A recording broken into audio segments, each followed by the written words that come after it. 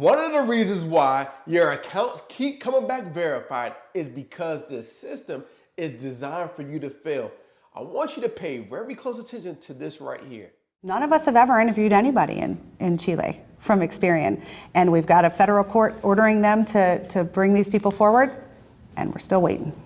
Much of what's known about the inner workings of the consumer credit agencies come out of lawsuits filed by Len Bennett and Sylvia Goldsmith, who have subpoenaed company records and deposed employees and executives. They say under the current system, there is no way for people like Judy Thomas to get their problem solved. So all these people who take the time to meticulously document a case that the bill isn't theirs or the bill has been paid, that is never seen by anybody? It's not seen by anyone who considers it in determining whether or not information will be removed from a credit report. It's not forwarded on to the person who has the complaint with you? No, it is never forwarded on. Never forwarded on to the creditor. We can get a jury verdict for $1 million. That's chump change to some of these bureaus. They would rather pay a verdict in $1 million than to actually go in and change the policies and procedures that they have, because that's much more expensive to them. I can say this without qualification. The dispute procedures used by the credit reporting agencies, uniformly used, completely fail to comply with the Fair Credit Reporting Act. Courts have found that. The Federal Trade Commission has found that. It's not even a close call. Ohio Attorney General Mike DeWine agreed. I think the industry is a mess, and I think the impact it has on real people is just unconscionable. You think they're breaking the law? I think they're breaking the law. There is no doubt in my mind they are breaking the law. We wanted to talk to Equifax, TransUnion, and Experian, but like most consumers, we were unsuccessful. The agencies referred us to the spokesman for their lobbying group in Washington. He, too, declined our request for an on-camera interview, but did provide a written statement, citing an industry-sponsored survey that showed 95% of its customers were satisfied with the dispute process. The industry maintains it's in compliance with federal law. See, now that happened about 10 to 15 years ago, man. Tripping. Now, I want you to hear what my lawyer has to say. When I describe to you all what actually happens behind the scenes when you dispute something, it's going to make you fall out of your chair. Okay. So let me give a real quick 10,000 foot view of what it means when you dispute. Okay. So there's 4 to 5 primary methods that you can dispute right now. You can send a letter. You can do it on the phone. You can send a fax. You can do it through the CFPB.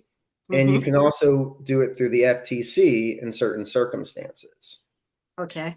So I send a letter, a phone call, fax, something to these bureaus. Let me explain this process. So I can send a 20-page letter, and they're still going to distill it down to 3 characters. I can send a 6-minute voice, conversation about what's going on. Every dispute is categorized by these companies down to 3 characters. It's usually a letter and then 2 digits, 2 numbers. And that's supposed to tell what your dispute is about. Right. And so what happens is all your information gets down to those 3 characters. And that's done by a computer. Right now, it's done by a lot of AI. Before they were sending stuff overseas, and they still do that, which I'm going to explain. So you start a dispute. You say, hey, I don't want this on my credit report. I don't give you permission. I'm opting out. And again, that's not what that statute says, but nonetheless, a computer read that information and took it down to a letter and 2 digits. And then it ships that 3-digit code to the computer that's furnishing the information. That's the debt collector or the car note company.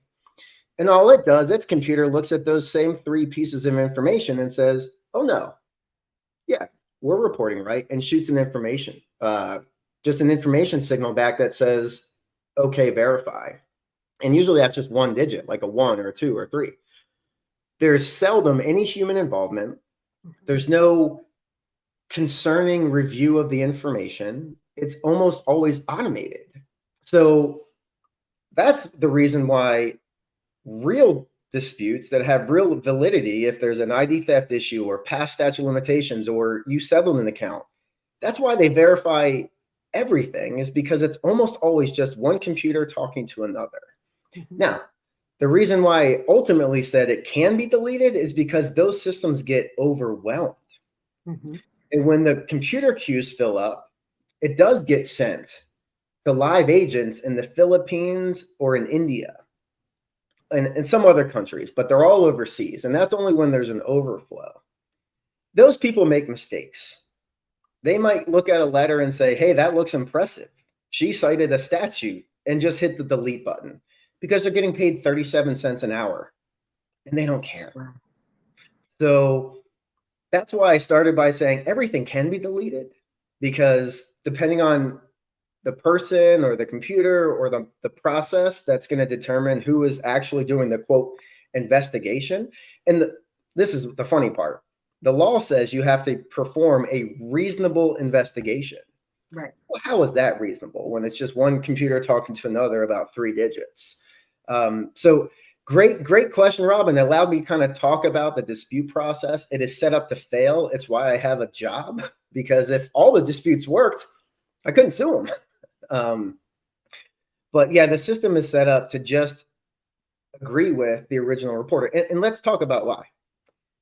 Do you know how Experian, Equifax, TransUnion, they make their money? Do you, Well, have you ever paid them? I believe I know how. Yeah, they make their money because companies pay them to report the information. Amen, Robin. It's like we set that up before tonight. That's exactly right. They make their money, the billions of dollars, because Capital One is paying them 10, 20, $30 million a year. Every time Capital One sends them information about you, they have to pay them a little bit of money. So who are they going to agree with? If you reach out to them and say, I'm right, Capital One's wrong, but Capital One is paying them $10 million a year, are they going to agree with you? Or are they going to agree with their partner? So the system's set up to fail. It's why like lawyers like me are so important, to get connected to people like you and consumers and other, people like Dave and Mike, because the system's set up to fail. And as a consumer, you're going against billion-dollar corporations who hire $1,000 an hour lawyers who have glass mansion firms in the biggest cities in the world. And it's David versus Goliath. But yeah, they don't make their money from me or you. They make their money from the companies. So of course they agree with them. Right. Set up to fail. Now, I know what you're probably thinking. How can you actually get results? Well, I want to show you a specific way to help you get an unfair advantage against the credit bureaus. All you got to do is watch this video right here. I'm going to lay out the entire process so you can knock the credit bureaus out.